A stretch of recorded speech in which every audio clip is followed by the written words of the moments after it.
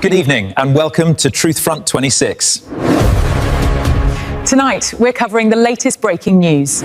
He controls the world's largest nuclear arsenal, and right now, Vladimir Putin is hiding underground. Not for days, for weeks at a time. His family, gone from their palaces. His own staff, banned from carrying phones near him. Stay with me. By the end of this video, you'll understand something the mainstream media is completely missing.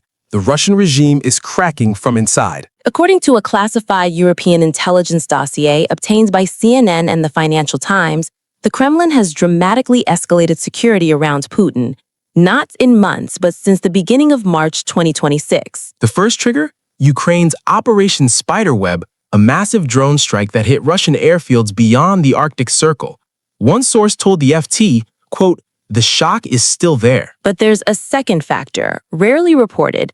The U.S. seizure of Venezuela's Nicolás Maduro in January sent a direct message to the Kremlin: no leader is untouchable. So what is Putin actually doing? According to the intelligence dossier, Putin has stopped visiting all his usual residences in Moscow and at Valdai.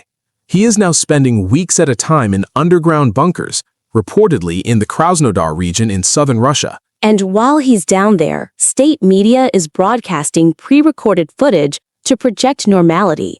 You are not seeing the real Putin.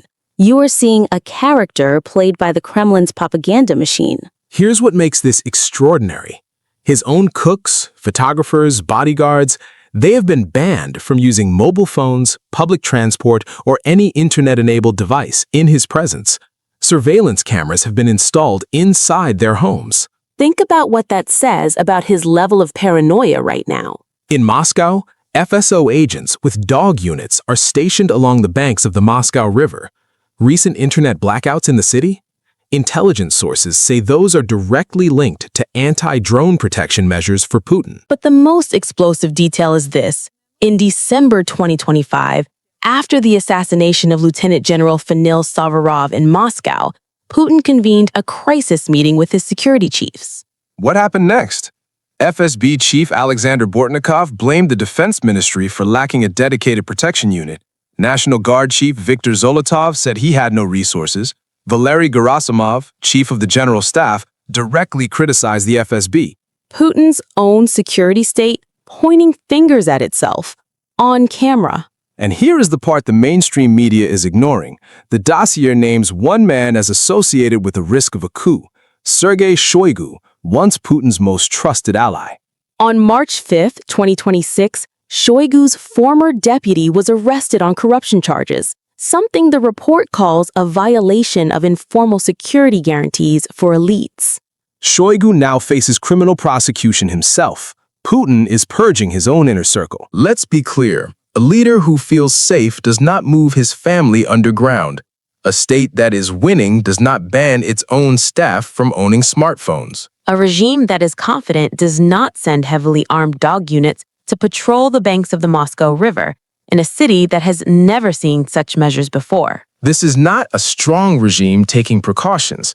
This is a frightened regime. Russian losses now stand at roughly 30,000 dead and injured every single month, according to Western estimates. The urban elite, once insulated from the war, is now feeling the pain through constant cell phone blackouts. Even the May 9th Victory Day parade, the Kremlin's biggest propaganda event of the year, has been stripped of heavy weaponry. Tanks and missiles? Gone.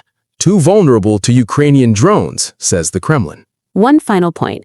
CNN itself notes that European intelligence has a strategic interest in projecting Russian instability. So take the details with healthy skepticism. But when multiple sources say the same thing, when all the behavioral evidence points the same direction, you start to see the truth. Putin is not winning, he is surviving. And there is a difference. If you found this valuable, hit like and share it because the algorithm won't push this story. Subscribe to Truthfront 26. We cover what others ignore. Drop your thoughts below. Is Putin genuinely afraid, or is this all a clever show? I'll be reading every comment. And that wraps up another episode of Truthfront 26. Good night. Good night.